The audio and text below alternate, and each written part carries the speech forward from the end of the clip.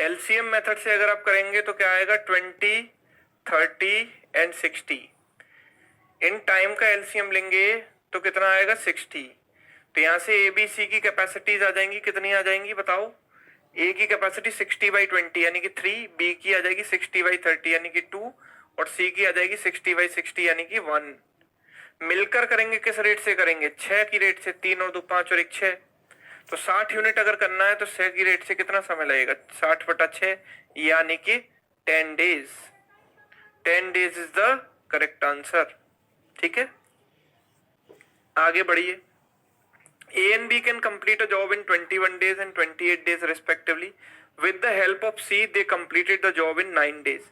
A, B अकेले करते तो 21 और 28 दिन में कर सकते थे, लेकिन जब C ने उनकी मदद की तो काम जल्दी हो गया, राइट। क्योंकि जब मिलकर लोग काम करते हैं काम जल्दी हो जाता है, और 9 डेज में काम कंप्लीट हो गया। तो C अकेले काम को कितने दिन में कर सकता है ये बताना है। C की कैपेसिटी निकालो।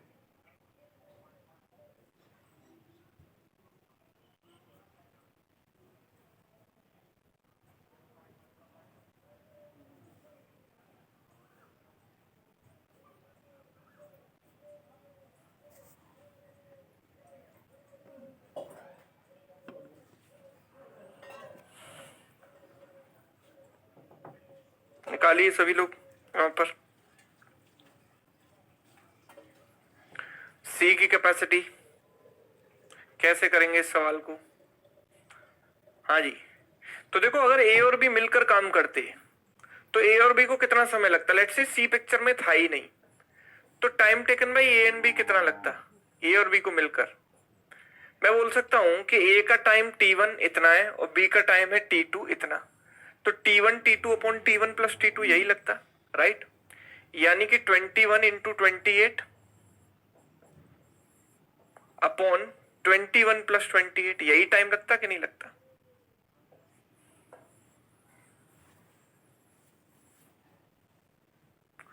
Twenty one into 28 upon 21 plus 28, ठीक है, ये टाइम लगता। ठीक है, यानी कि 21 इंटू 28 अपॉन 49, इन दोनों का सम 49। 7 से 7 टाइम्स गया, 7 से 4 टाइम्स गया, 7 से 3 टाइम्स गया, 4 इंटू 3 कितना आएगा 12 डेज।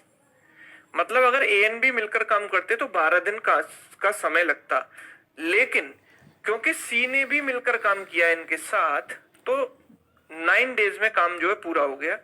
मतलब अगर मैं ए एंड बी की बात करूं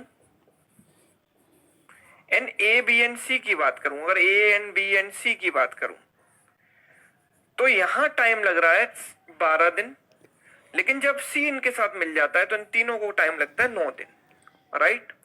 तो यहां से 12 और 9 का एलसीएम अगर मैं लेता हूं तो कितना आता है 36। तो यहां से मुझे क्या मिलेगा, ए प्लस बी मिल जाएगा, कितना ए प्लस बी कितना हो जाएगा 36/12 यानी कि 3, और ए प्लस बी प्लस सी कितना हो जाएगा 36/9। ए प्लस बी प्लस सी कितना हो जाएगा 36/9 यानी कि 4, राइट।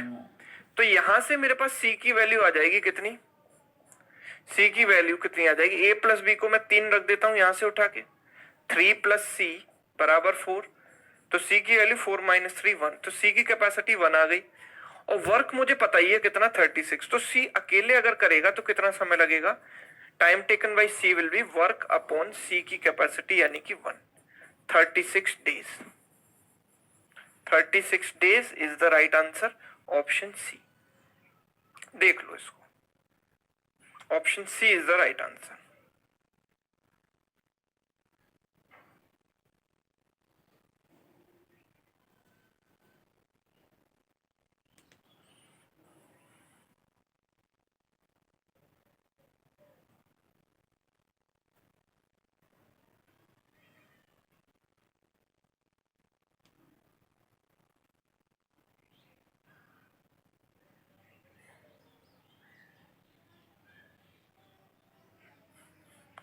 ठीक है, चलिए अगले सवाल की तरफ बढ़ते हैं। Working alone P Q R takes इतना इतना इतना 20 30 40 दिन to complete the work. P started the work in after 6 days, Q and R joined him. 6 दिन बाद क्यू एन आर ने इनको ज्वाइन कर लिया, then P N Q left 2 days before completion of the work. P N Q जो है काम खत्म होने से 2 दिन पहले काम को छोड़कर चले गए। तो what is the time taken to complete the work, पूरा काम को कंप्लीट करने में कितना समय लगेगा, ये हमें बताना है। बताइए, पूरे काम को करने में कितना समय लगा, ये बताना है। बताइए।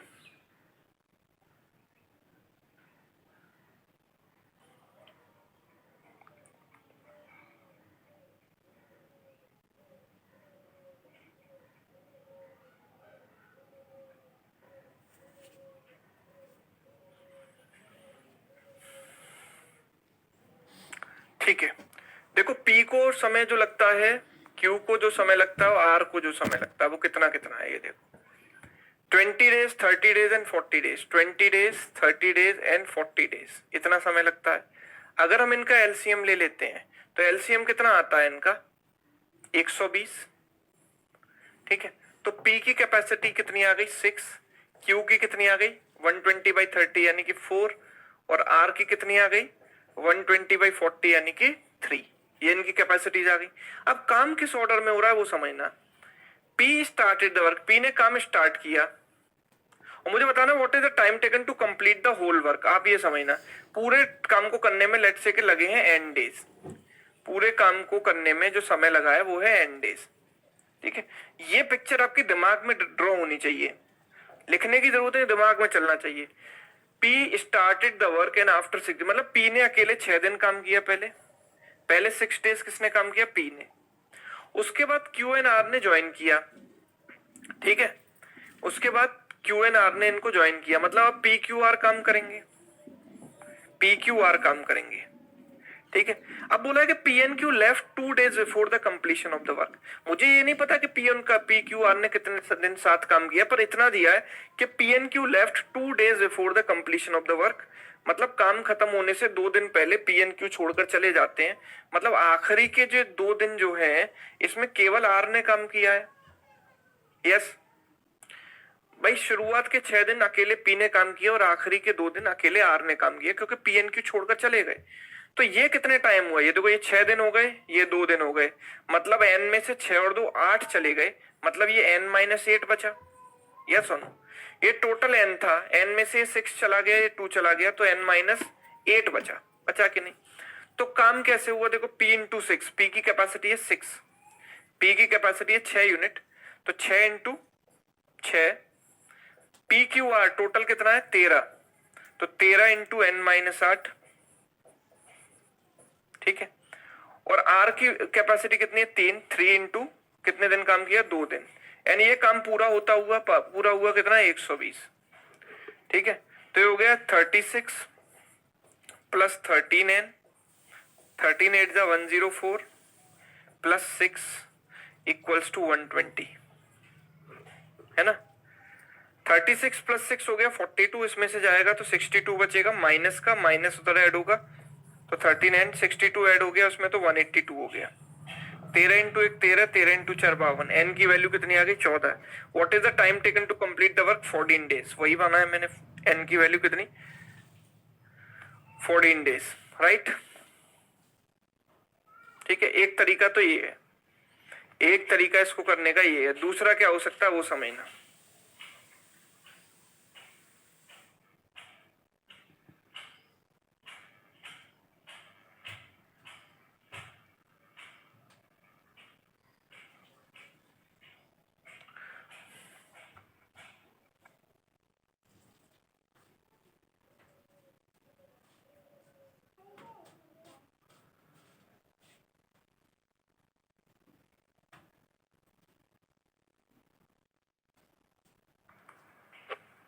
दूसरा तरीका क्या हो सकता है वो समझिएगा। देखो, हम ये मान लेते हैं कि पूरा काम एन डेज में कंप्लीट हुआ है, हम ये मान लेते हैं पूरा काम एन डेज में कंप्लीट हुआ है। हम इनके इंडिविजुअल कंट्रीब्यूशन की बात करते हैं कि किस किस ने कितने कितने दिन काम किया। बोला है कि पी ने काम स्टार्ट किया था और पी काम से 2 दिन पहले चला गया, मतलब पी ने n-2 days काम किया है। यस और नो, आप मुझे बताओ, पी ने n-2 डेज काम किया है कि नहीं किया? अगर काम n डेज में पूरा होता है तो पी ने आखिरी के 2 दिन छोड़कर शुरुआत के मतलब शुरुआत से कम किया, मतलब लास्ट के 2 दिन माइनस कर देंगे इससे कंट्रीब्यूशन में से। अगर मैं क्यू की बात करूंगा तो क्यू कितने दिन बाद आया था? देखो क्यू एक तो 6 दिन लेट आया और 2 दिन पहले चला गया, यानी क्यू ने 8 दिन काम नहीं किया है एन में से, मतलब क्यू ने केवल n-8 डेज काम किया है। यस, क्योंकि एक तो शुरुआत के 6 दिन और आखिरी के 2 दिन उसने मिस कर दिए, तो n-8 डेज काम किया। अगर आर की बात करें, so R came 6 days late, so R ने n-6 डेज काम किया है, and that is total work which is what 120।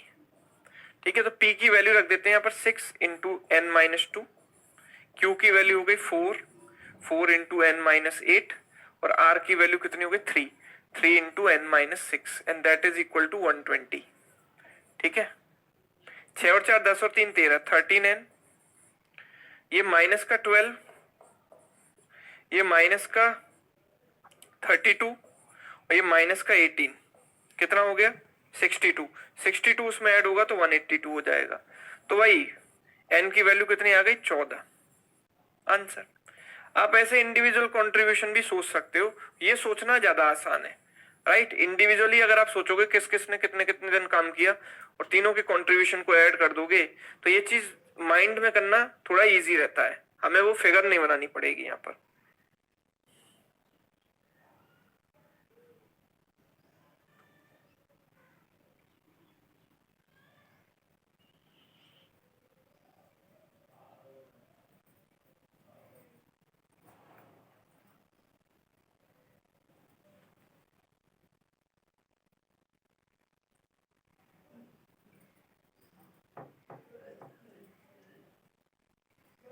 ठीक है, चलिए आगे बढ़ते हैं। Next question, time taken by A and B to complete the work individually are 8 days more and 18 days more than the time taken by them working together.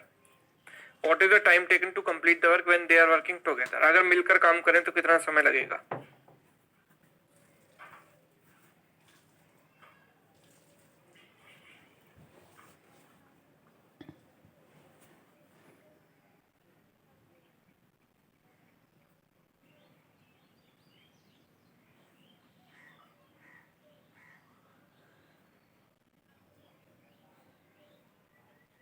हाँ जी,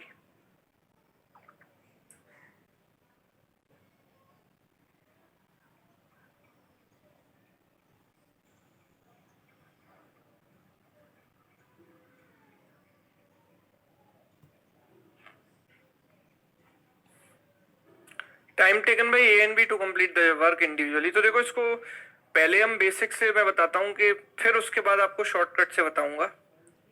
देखो drive करते हैं, इसका फॉर्मूला क्या बनेगा। जैसे अगर ए एंड बी मिलकर जो समय लगता है time taken by A and B,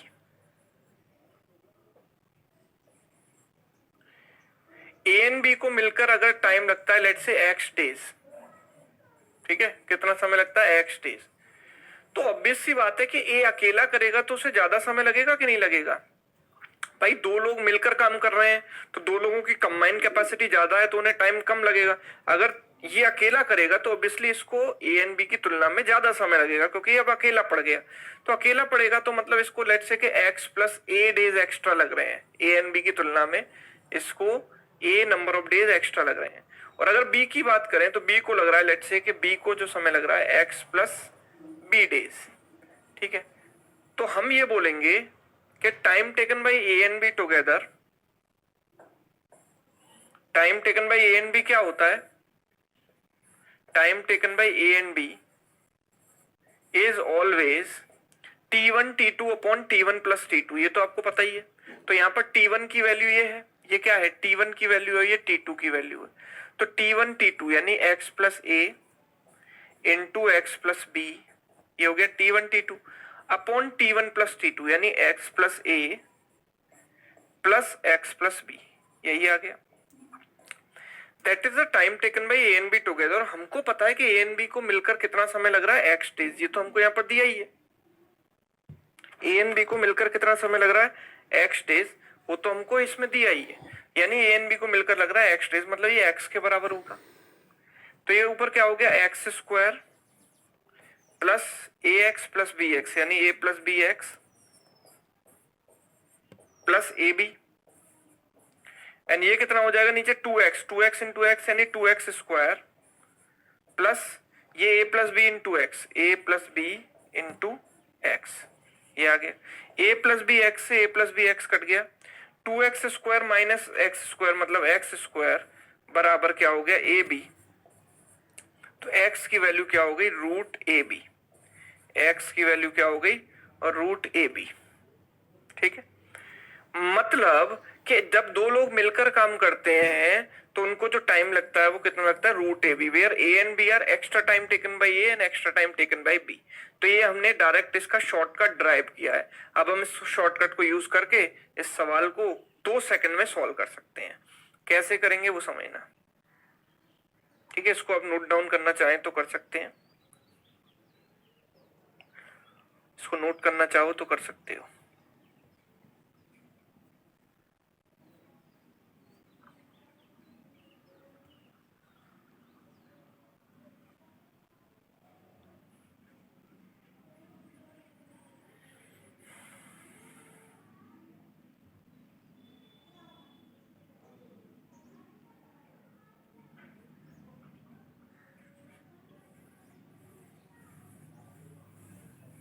यहां क्या होगा देखो, time taken by A and B, मैं मान लेता हूं कि ए एंड बी को मिलकर जो समय लग रहा है वो एक्स लग रहा है। तो ए को कितना लगेगा, A takes X days more मतलब 8 डेज मोर यानी एक्स प्लस 8 डेज लगेगा, and B takes 18 days more यानी एक्स प्लस 18 लगेगा।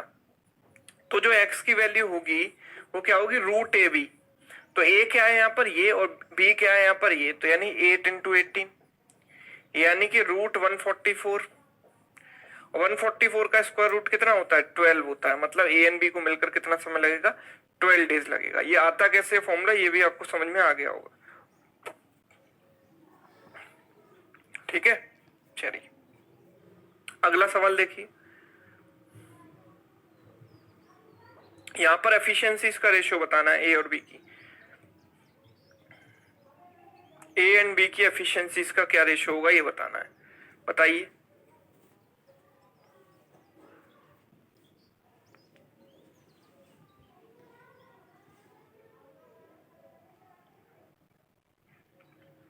Time taken by A and B to complete a work individually are 8 days more and 18 days more. ठीक है, तो time taken by A and B को time हमने मान लिया कितना, एक्स डेज लगता है। तो ए को जो लगेगा वो कितना लगेगा, 8 डेज मोर यानी एक्स प्लस 8, और बी को कितना लगेगा, एक्स प्लस 18। ठीक है, एक्स की जो वैल्यू होगी वो क्या होगी, रूट 8 इंटू 18, तो वही चीज के रूट 144 यानी कि एक्स की वैल्यू कितनी आ गई, 12। एक्स की वैल्यू 12 आते ही इनके इंडिविजुअल हमारे पास टाइम आ गए। ये इनको मिलकर लग रहा है 12 डेज, ये 12 प्लस 8 20 और ये 12 प्लस 18 30, ये टाइम आ गए। तो ए और बी के टाइम का रेशियो कितना है, ए और बी की अगर हम बात करें तो इनके टाइम का रेशियो क्या है,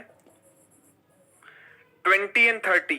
ये 20 एंड 30 यानी कि इनके टाइम का रेशियो 2:3 है। तो कैपेसिटी का रेशियो या एफिशिएंसी का रेशियो इसका रिवर्स होगा, यानी क्या होगा, 3:2 हो जाएगा।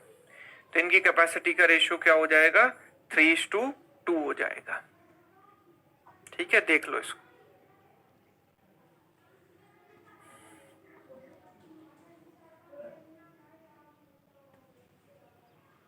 ओके, चलिए अगला सवाल देखिए। A can do a job in 10 days, B can do the same job in 15 days if they work on alternate days. Alternate days मतलब एक छोड़कर एक दिन काम कर रहे हैं। In how many days the job will be over?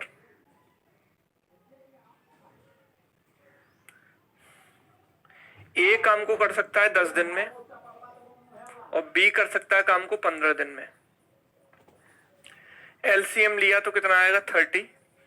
A की कैपेसिटी 3 आ गई और बी की कितनी आ गई, 2 आ गई। राइट, अब इस सवाल में एक जानकारी मिसिंग है, वो क्या कि कौन काम को स्टार्ट कर रहा है, राइट, काम को स्टार्ट कौन कर रहा है, राइट। हमें ये नहीं दिया कि ए से काम स्टार्ट हो रहा है या बी से स्टार्ट हो रहा है। तो हम दोनों केसेस यहां पर लेकर चलते हैं, दोनों में अंतर समझते हैं, क्या अंतर आएगा। पहला केस है if A starts the work, मतलब पहले दिन ए काम करता है, फिर बी, फिर ए, फिर बी। और दूसरा केस है इफ बी स्टार्ट्स, ठीक है, अगर बी ने काम स्टार्ट किया, ठीक है। तो यहां पर किस ऑर्डर में काम होगा आप देखना, यहां पर काम होगा ऐसे, पहले ए फिर बी फिर ए फिर बी एंड सो ऑन। और यहां पर कैसे काम होगा, ऐसे, पहले बी फिर ए फिर बी फिर ए एंड सो ऑन, ठीक है। तो अगर मैं यह बात करूं इनकी, तो 2 दिन में किया हुआ काम कांस्टेंट है कि नहीं है।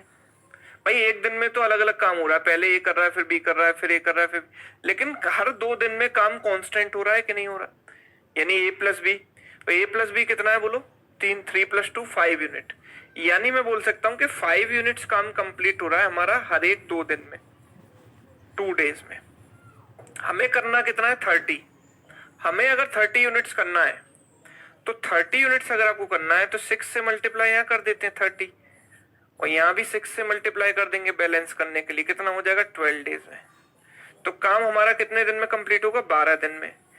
अगर बी स्टार्ट करे तो होगा क्या, यहाँ पर 2 दिन में, 2 दिन में काम कांस्टेंट है कितना, B plus A. B plus ए कितना, मतलब 5 यूनिट। तो 5 यूनिट्स हो रहा है कितने दिन में, 2 डेज में। तो फिर से अगेन वही चीज कि 30 करना है, 6 से मल्टीप्लाई कर दो 30 यूनिट्स, यहां भी 6 से कर दो 12 डेज में। तो भाई यहां भी आंसर 12 डेज आया, यहां भी 12 डेज आया, कोई फर्क पड़ा नहीं पड़ा। पर ऐसा नहीं है कि कभी भी फर्क नहीं पड़ेगा, फर्क यहां नहीं पड़ा इसका मतलब ये नहीं कि कभी भी इससे डिफरेंस क्रिएट नहीं होगा। This creates the difference that who starts the work, ये चीज डिफरेंस क्रिएट करती है कि काम किसने स्टार्ट किया। लेकिन इस डिफरेंस क्रिएट कब नहीं करती है, जब ये 5 है ना, 5 को डायरेक्ट मल्टीप्लाई करके 30 अगर हम ला सकते हैं तो यहाँ पर कोई फर्क नहीं पड़ेगा, क्योंकि यहाँ भी उसी से मल्टीप्लाई करेंगे। लेकिन अगर 30 की जगह 31, 32 या 33 या 34 ऐसा कुछ होता जो कि 5 का डायरेक्ट मल्टीपल नहीं होता, तब मेरा आंसर दोनों केसेस में अलग अलग आता, राइट। इसीलिए यहाँ पर स्पेसिफाई नहीं किया गया कि कौन स्टार्ट कर रहा है, क्यों, क्योंकि इससे कोई फर्क ही नहीं पड़ रहा है, दोनों केसेस में आंसर मेरा 12 डेज ही आने वाला है, ठीक है। दोनों केसेस में आंसर 12 डेज ही आने वाला है, ठीक है। अब फर्क जब पड़ेगा, कब पड़ेगा, उसके लिए नेक्स्ट एग्जांपल देखते हैं। जैसे कि ये सवाल है, यहाँ पर हमें 2 अलग अलग केसेस दिए गए हैं, if A starts the job, B starts the job, दोनों केसेस में अलग अलग आंसर्स आएगा। तो निकालिए जरा।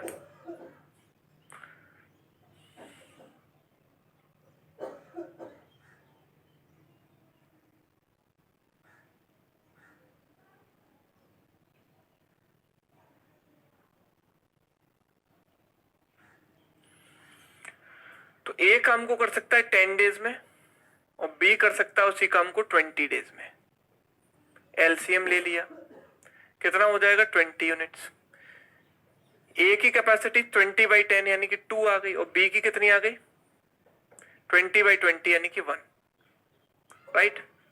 ये काम कर रहे हैं ऑल्टरनेट डेज पर, एक छोड़कर एक दिन, ठीक है। ऑल्टरनेट डेज पर काम कर रहे हैं, तो पहले कर रहा है, मतलब पहला केस है ए स्टार्ट्स द जॉब, मतलब ए स्टार्ट्स,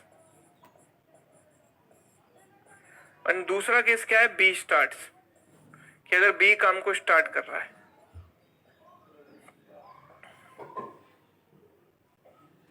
ठीक है। अगर ए स्टार्ट कर रहा है तो काम कैसे होगा, पहले 2 यूनिट, पहले ए करेगा फिर बी फिर ए फिर बी, इस तरीके से इस ऑर्डर में काम चलता रहेगा। अगर बी स्टार्ट करेगा तो ऐसे चलेगा, B then A then B then A and so on, ऐसे चलता रहेगा, राइट। तो मतलब हर 2 दिन में कितना काम होगा, यहाँ पर 2 यूनिट ये करेगा, फिर 1 यूनिट ये करेगा, फिर 2 यूनिट ये, फिर 1 यूनिट ये, मतलब 3 यूनिट पूरी होंगी एवरी 2 डेज, मतलब 3 यूनिट्स पूरी हो जाएंगी 2 डेज में, राइट, 2 डेज में। अब 3 का डायरेक्ट मल्टीपल 20 नहीं है, तो मैं ये नहीं कर सकता कि 3 में किसी से मल्टीप्लाई कर दूं 20 आ जाए, किसी इंटीजर से मल्टीप्लाई कर दूं 20 आ जाए। तो मैं 20 के आसपास 3 का मल्टीपल सर्च करूंगा, तो 18 कर लेते हैं। तो 3 6 जा कितना हो जाएगा 18, 6 से मल्टीप्लाई कर दो, 18 यूनिट्स पूरा हो गया हमारा 2 इंटू 6 यानी कि 12 डेज में। 18 यूनिट्स पूरा हो गया कितने दिन में? 12 डेज में, राइट। 18 यूनिट्स कितने दिन में पूरा हो गया? 12 डेज में, ठीक है। अब बचा कितना? 2 यूनिट और बचा, राइट। बचा कितना? 2 यूनिट और बचा। तो वो 2 यूनिट अगले दिन कौन काम करेगा? वो 12वें दिन कौन? पहले दिन ए करेगा, फिर बी, फिर ए, फिर बी, तो 12वें दिन बी ने किया होगा, फिर अगले दिन ए फिर से करेगा काम स्टार्ट। तो ए एक दिन में कितना कर सकता है? 2 यूनिट कर लेगा कि नहीं? पूरा एक दिन में 2 यूनिट कर लेगा ए एक दिन में। ये 2 यूनिट किसने करी? ए ने करी।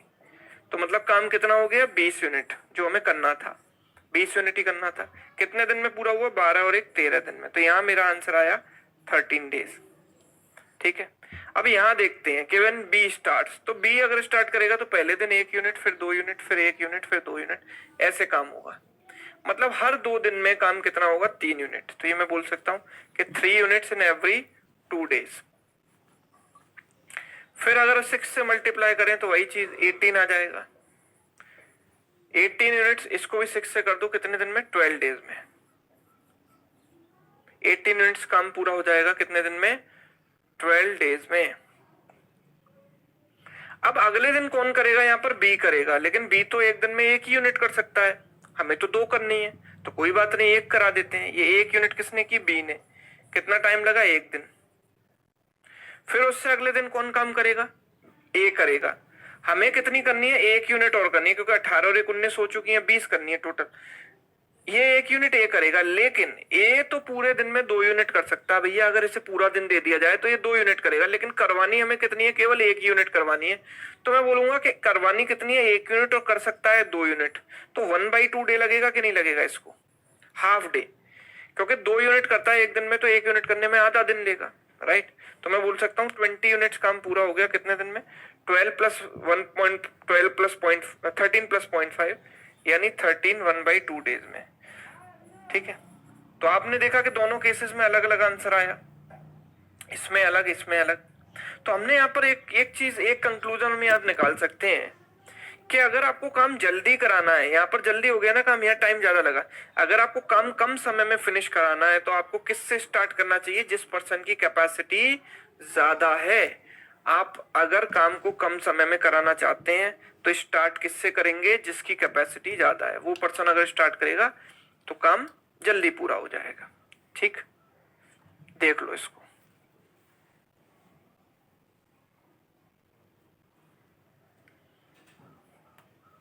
अगला सवाल देखें सभी लोग, नेक्स्ट क्वेश्चन देखिए।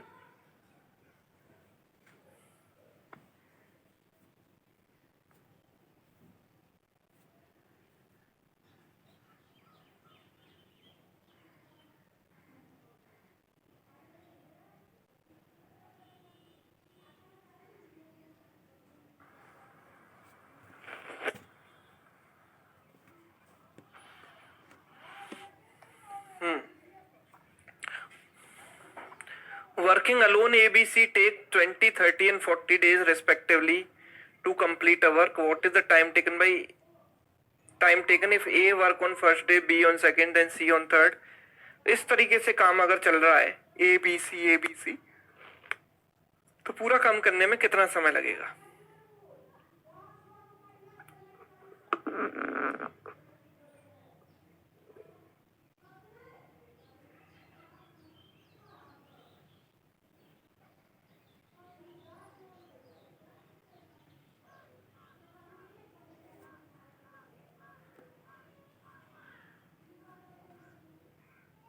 ठीक है, ए काम को कर सकता है कितने दिन में? 20 डेज में। बी कर सकता है 30 डेज में, और सी कर सकता है, सी काम को कर सकता है कितने दिन में? 40 डेज में। अगर हम इनका एलसीएम ले लें तो कितना आएगा? 120। तो ए की कैपेसिटी आ गई 6, बी की कितनी आ गई? 4, और सी की कितनी आ गई? 3। तो वी गॉट द कैपेसिटी। तो काम कैसे हो रहा है? ऑल्टरनेट डेज, मतलब A then B then C and so on. तो A then B then C then again A, then again B, then again C and so on. ठीक है, तो काम हो रहा है ऐसे, पहले दिन 6 यूनिट, फिर 4 यूनिट, फिर 3 यूनिट, फिर 6 4 3 ऐसे, मतलब हर 3 दिन में किया हुआ काम कांस्टेंट है। कितना है? 6 और 4 10 और 3 13 यूनिट। 13 यूनिट हो रहा है एवरी 3 डेज में। अब मुझे करना कितना है? 120। 120 तो 13 का मल्टीपल है नहीं, तो 120 से पहले 13 का मल्टीपल कौन सा है? 117। 9 से मल्टीप्लाई कर दो, 117 यूनिट कितने दिन में पूरा होगा? 3 इंटू 9 यानी 27 डेज में। यस, 117 यूनिट 27 डेज में पूरा होगा। अब अगला 3 यूनिट और करना है हमको। ये करेगा अगले दिन काम ए, देखो फिर से ए से साइकिल स्टार्ट होगा, तो ये 3 यूनिट कितने दिन में करेगा? तो करना है इसको 3 यूनिट और कर सकता है कितना? 6 यूनिट। तो करेगा कितने दिन में? हाफ डे में। तो पूरा टाइम कितना लगा? 27 एंड हाफ डे, यानी ऑप्शन डी 27.5 दिन में काम जो है पूरा हुआ हमारा। क्लियर है? ये देख लो इसको।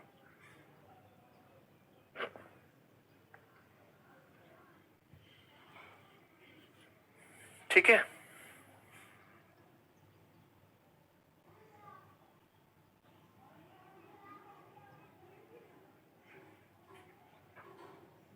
अगला सवाल देखिए। A can build a wall in 21 days while B can destroy the same wall in 28 days। तो ये बड़ा ट्रिकी सा सवाल है, आप समझिए इसको, ट्राई कीजिए।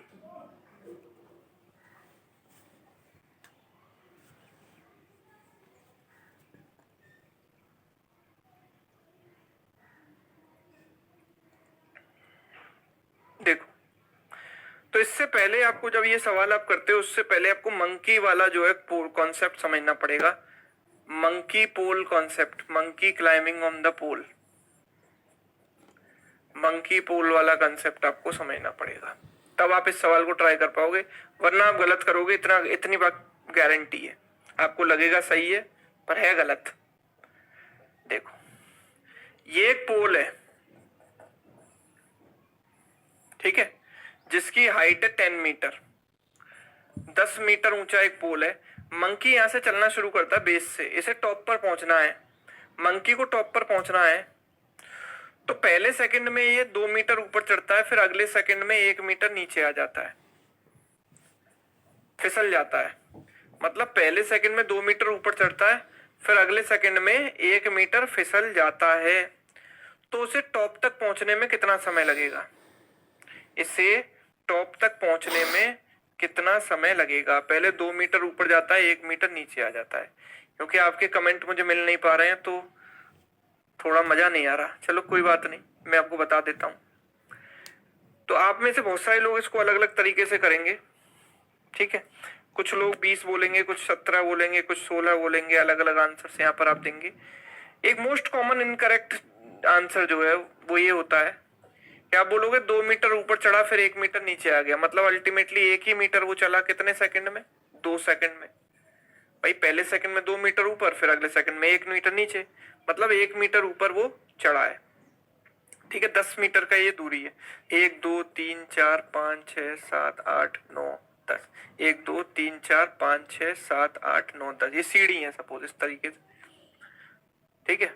तो 10 मीटर की ये, तो आप कहोगे सर 1 मीटर 2 सेकंड में, तो 10 मीटर 20 सेकंड में, है ना, कर दिया कूड़ा। यही नहीं करना था, बस यही गलत है, ठीक है। अगर इतना आसान होता तो फिर ये कंसेप्ट ही कहां होता, फिर तो हर कोई कर लेता। आप ये समझना, 10 मीटर, ये 10 मीटर चढ़ने से पहले ये 20 सेकंड अगर आप ये बोल रहे हो, तो 10 मीटर चढ़ने से पहले 10 मीटर आ कैसे रहा है? हर 1 मीटर आ रहा है कैसे? 2 में से 1 घटाकर, ठीक है, 2 में से 1 घटाकर, यानी कि 10 मीटर पर पहुंचने से पहले वो 1 मीटर नीचे फिसला होगा। भाई जैसे 1 मीटर चढ़ने पर वो लास्ट में क्या हुआ? 1 मीटर नीचे फिसला है, फिर 2 मीटर ऊपर चढ़ा, फिर 1 मीटर नीचे फिसला, तब जो 2 मीटर चढ़ेगा, राइट। तो 10 मीटर चढ़ने से पहले यही पैटर्न हुआ होगा ना, 2 - 1, यानी +2 और -1, यानी कि 1 मीटर नीचे वो फिसलकर 10 मीटर पर आया होगा। पर क्या ये पॉसिबल है कि 1 मीटर फिसलकर वो 10 मीटर पर आए? क्यों? ये तो पॉसिबल ही नहीं है, क्योंकि 10 से 1 ऊपर तो सीढ़ी ही नहीं है। भाई 10 मीटर से ऊपर तो सीढ़ी ही नहीं है, तो आखिरी में -1 की गुंजाइश तो है ही नहीं। आप समझ पा रहे हो? अगर आप इस पैटर्न पर चलते रहोगे 2 -1 2 -1 2 -1, तो 10 मीटर आने से पहले -1 हुआ होगा, है ना? तभी तो 2 -1 10 आया होगा। तो 2 -1 एंड में -1 हुआ होगा, मतलब -1 होने के बाद 10 आया है, मतलब यहाँ 11 मीटर की गुंजाइश होनी चाहिए, वो तो है ही नहीं। सीढ़ी 10 मीटर लंबी, मतलब दिस इज रॉन्ग। ठीक है, गलती क्या है वो समझ में आई कि आखिरी में आपको नेगेटिव वर्क नहीं कराना है, क्योंकि 10 मीटर से ऊपर इसे ले ही नहीं जा सकते हम। 10 मीटर से ऊपर हम इसको लेकर ही नहीं जा सकते। ठीक है, तो क्या करें भाई, हम 8 मीटर लेकर चलते हैं।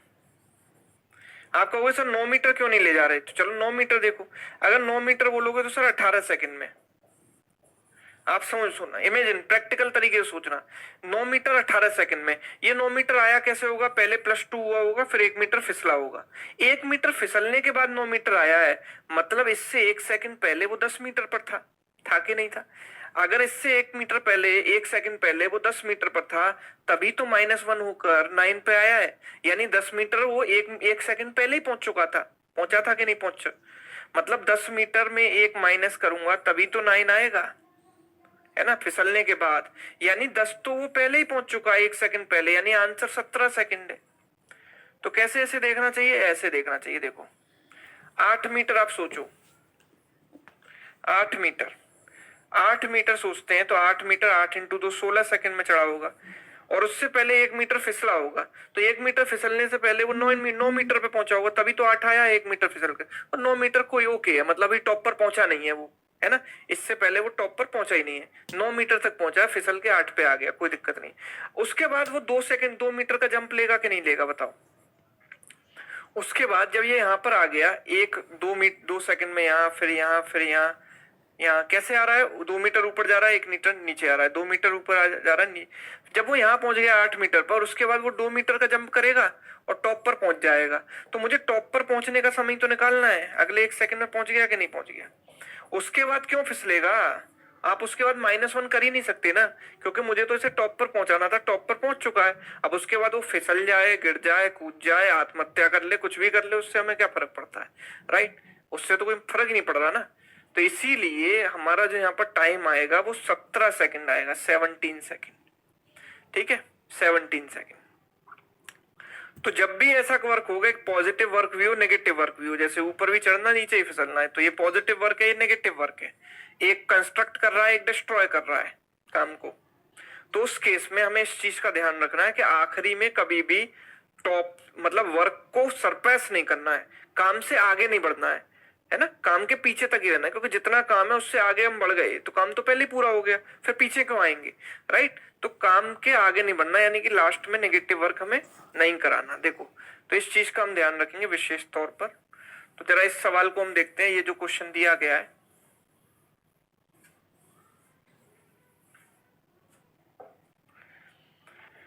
देखो जरा,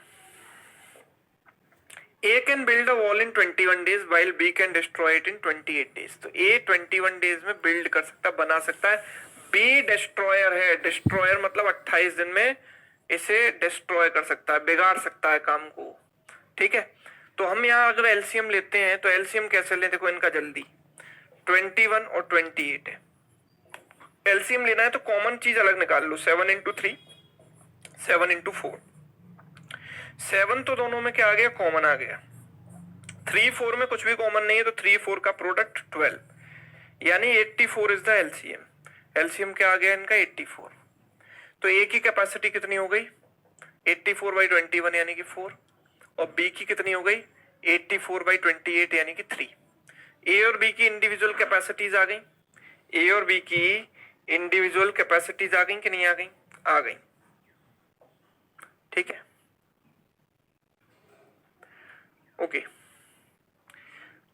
तो पहले दिन ए काम करता है, देन बी करता है, मतलब ए क्या करेगा? देखो ये डिस्ट्रॉयर है, मतलब माइनस करेगा, मतलब ए बनाएगा और ये बिगाड़ेगा। ये 4 बनाएगा, ये 3 बिगाड़ेगा, माइनस करेगा, ऐसे चलेगा काम।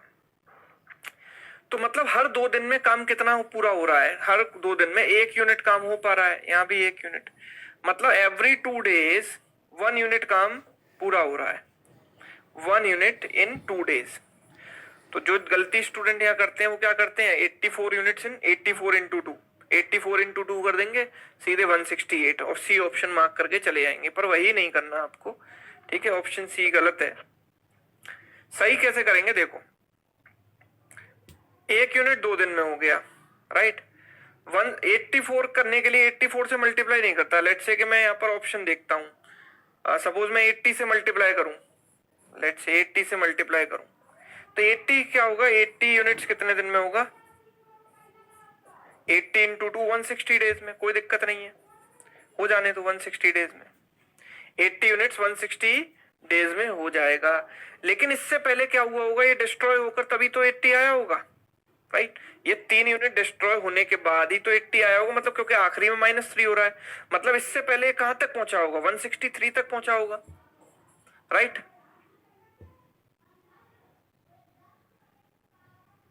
सॉरी 80 यूनिट्स आया होगा 3 डिस्ट्रॉय होने के बाद, मतलब 83 तक पहुंचा होगा ना भाई। 3 डिस्ट्रॉय होने के बाद ही तो 80 आया है, एंड में -3 होगा, तो 3 डिस्ट्रॉय होने के बाद 80 आ रहा है, मतलब 80 में 3 ऐड हुआ होगा पहले और फिर -3 होकर तभी 80 आया होगा, राइट। तो आप ये मुझे बताइए कि क्या 84 तक अभी मेरा काम पहुंचा है, नहीं पहुंचा है, तो we are on the safe side, कोई दिक्कत नहीं है। उसके बाद हमें क्या करना है, अब पर्सन बाय पर्सन चलते हैं। अगले दिन में या अगले दिन में कौन काम करेगा, फिर ये काम करेगा ए 4 यूनिट कर लेगा कितने दिन में, 1 दिन में, काम मेरा पूरा हो गया। अब नेगेटिव क्यों कराऊंगा, इसके बाद नहीं कराऊंगा ना, 84 यूनिट ही तो मुझे करना था, कितने दिन में हो गया, 161 डेज में। तो आंसर इज 161 डेज। आखिरी आई थिंक ऑप्शन हाइड हो रहा है, आप ऊपर देखिए, यहाँ पर आपको दिखाई देगा, आखिरी ऑप्शन है यहाँ पर 161, ठीक है, option E 161 is the right answer. Clear है।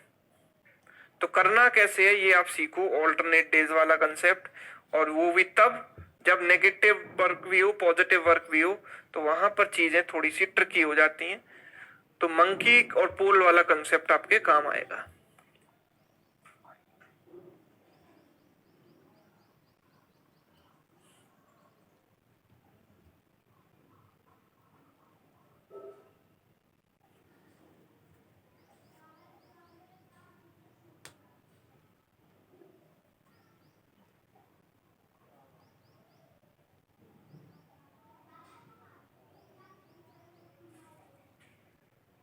ठीक है, अगला सवाल देखो, काफी बेहतरीन लेवल का क्वेश्चन है, इसको पढ़ें सभी लोग, ट्राई करें।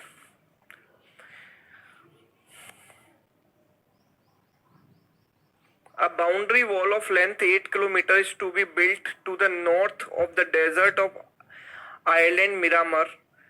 तो ये इसको देखकर आपको पबजी की याद आ गई होगी, बहुत सारे लोग पबजी खेलते होंगे आप में से, ठीक है। हालांकि मैंने कभी नहीं खेला, पर आप लोगों में से बहुत से लोगों ने खेला होगा, उनको आइलैंड पता होगा, उसी में ये आइलैंड होता है। 2 workers A and B can build 50 metre 70 metre per day respectively. तो जो वर्कर्स हैं वो कैसे बना सकते हैं, ए बना सकता है डेली 50 मीटर, बी बना सकता है 70 metre. A takes a day off after working for every 3 days, मतलब ए 3 दिन काम करने के बाद 1 दिन छुट्टी लेता है, और B takes 2 days off after working every 4 days, B 2 दिन की छुट्टी लेता है हर 4 दिन काम करने के बाद। तो in how many days wall will be built, तो ये जो दीवार बनेगी वो कितने दिन में बन पाएगी, ये हमें बताना है, कितने दिन में दीवार बन पाएगी, यानी काम पूरा कितने दिन में होगा ये बताना है।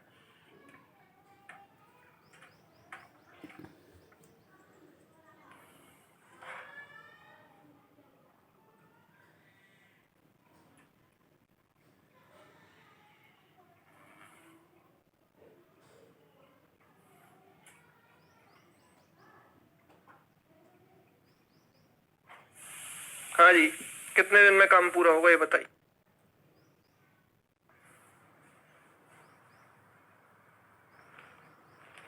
तो देखो कैसे इस क्वेश्चन को हम अप्रोच करेंगे।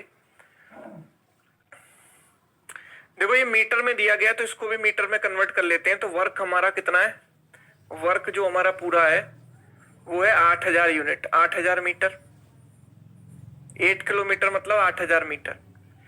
और एक एक दिन में बना सकता है 50 मीटर, तो ए की कैपेसिटी है 50 मीटर पर डे और बी की कैपेसिटी कितनी है 70 मीटर पर डे। बी की कैपेसिटी कितनी है 70 मीटर पर डे।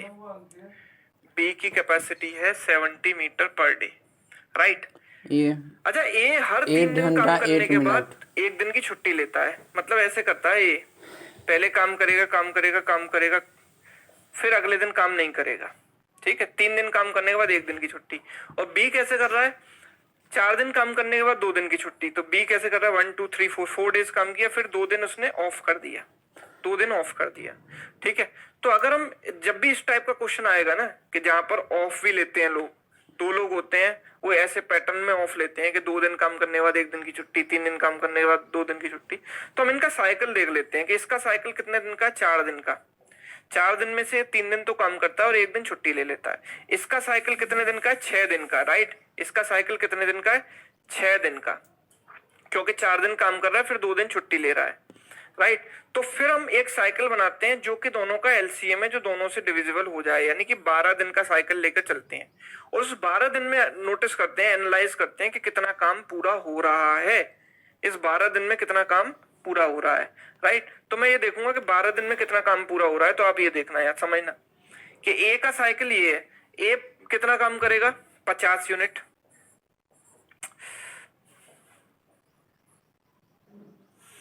बताइए ए कितना काम करेगा, यहां पर ए करेगा कितना 50 यूनिट, फिर 50 यूनिट, फिर 50 यूनिट, राइट।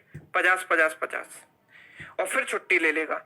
और बी कितना करेगा यहाँ पर 70 70 70 70 यहाँ पर 70 यहाँ पर 70 यहाँ पर 70 यहाँ, फिर 2 दिन की इसने छुट्टी ले ली। तो आप ये देख पा रहे हो कि 12 दिन में कितना काम पूरा हुआ, ये हुआ 150, ये कितना हुआ 150 और ये 7 × 4 28, यानी कि 280।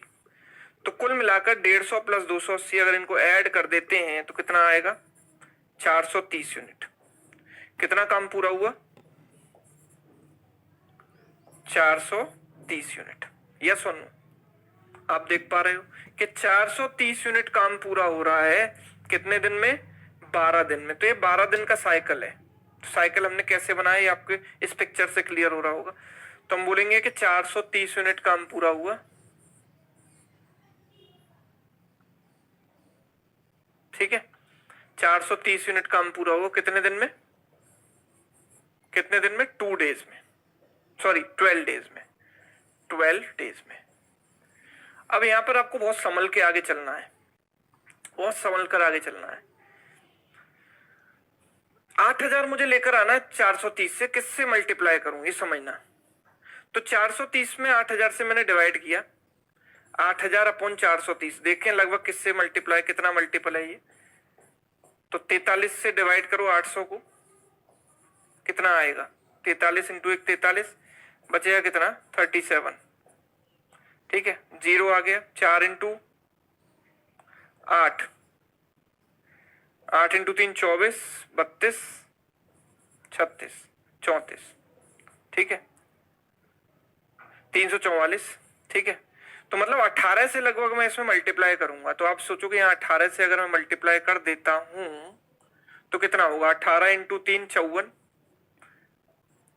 18 × 4 72 और 5 77 740। और यहाँ 18 से मल्टीप्लाई कर देते हैं तो कितना आएगा, यहां अगर आप 18 से मल्टीप्लाई करोगे तो कितना आएगा, आप एक बार में देखते चले, रिपीट नहीं करूंगा। 18 × 2 36, 216 दिन में।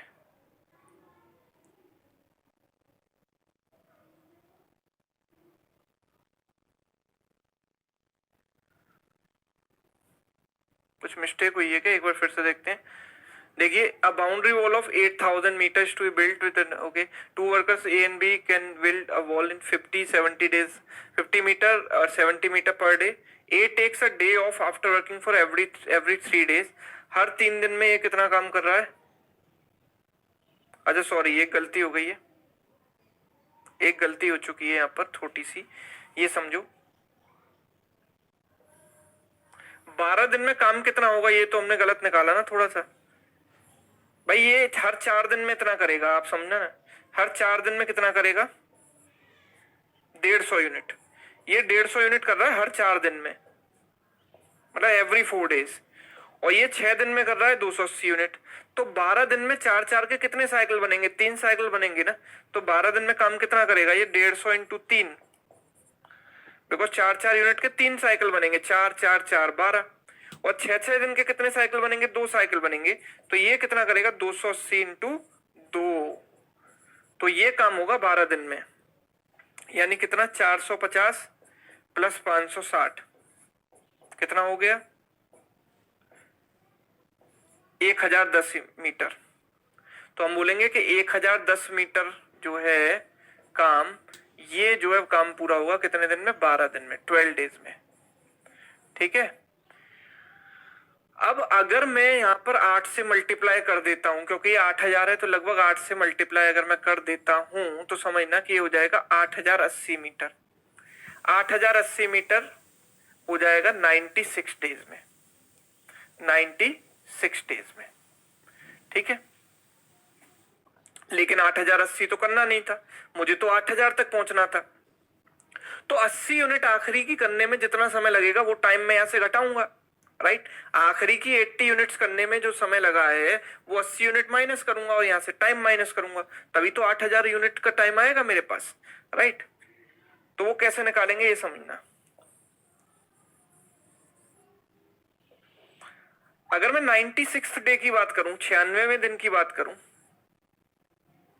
देखो 96th डे की बात करूं, 95th डे की बात करूं, 94th डे की बात करूं, 93rd डे की बात करूं, तो कौन कौन काम कर रहा है ये देखना। 96th डे, देखो ये जो ए है इसके पैटर्न में हर 4 के मल्टीपल पे एक छुट्टी है, और बीच का साइकिल 6 का है तो 6 के मल्टीपल में उससे एक पहले वाले नंबर में छुट्टी है, राइट। हर छठे दिन ये छुट्टी लेता है, 1 2 3 4 5 6, छठे दिन छुट्टी लेता है, हर 5वें और छठे दिन ये छुट्टी ले लेता है, और ये हर चौथे दिन छुट्टी लेता है। तो ये जो नंबर है 96, वो ए का भी मल्टीपल है और बी का भी मल्टीपल है। बात समझ पा रहे हो मेरी?